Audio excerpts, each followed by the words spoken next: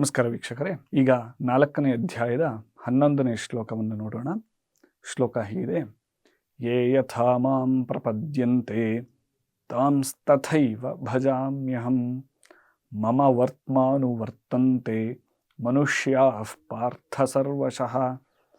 ಹೇ ಪಾರ್ಥ, ಯೇ ಮಾಂ ಯಥಾ ಪ್ರಪದ್ಯಂತೆ, ಯಾರು ನನ್ನನ್ನು ಹೇಗೆ ಭಜಿಸುತ್ತಾರೋ, ಅಹಂ ತಾನ್ ತಥಾ ಏವ, ನಾನು ಸಹ ಅವರಿಗೆ ಅದಕ್ಕನುಗುಣವಾಗಿ ಅವರಿಗೆ ನಾನು ಒಂದು ಆಶೀರ್ವಾದ ಪೂರ್ವಕವಾಗಿ ಅವರಿಗೆ ನಾನು ಫಲವನ್ನು ನೀಡುತ್ತೇನೆ. ಹಾಗೆಯೇ ಮನುಷ್ಯಃ ಸರ್ವಶಃ ಮಮ ವರ್ತ್ಮ ಅನುವರ್ತಂತೆ, ಅಂದರೆ ಕೊನೆಗೆ ಎಲ್ಲರೂ ನನ್ನನ್ನೇ ಹೊಂದುತ್ತಾರೆ ಅನ್ನೋದನ್ನು ಈ ಶ್ಲೋಕದಲ್ಲಿ ಕೃಷ್ಣ ಹೇಳ್ತಾನೆ.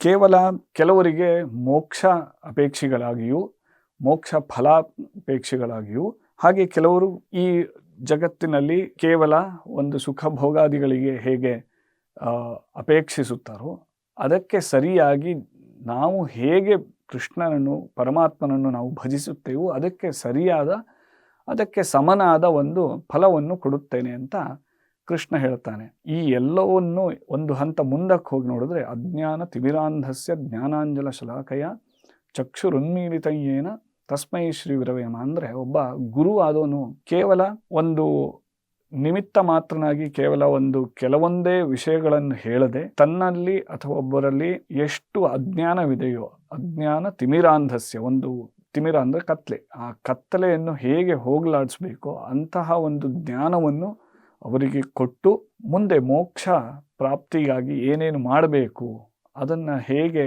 ತಿಳಿದು ಹೇಳಬೇಕು ಅಂತಹ ಒಂದು ಕಾರ್ಯವನ್ನು ಶ್ರೀಕೃಷ್ಣ ಇಲ್ಲಿ ಮಾಡ್ತಾ ಇದ್ದಾನೆ ಅರ್ಜುನನ ಮುಖೇನ.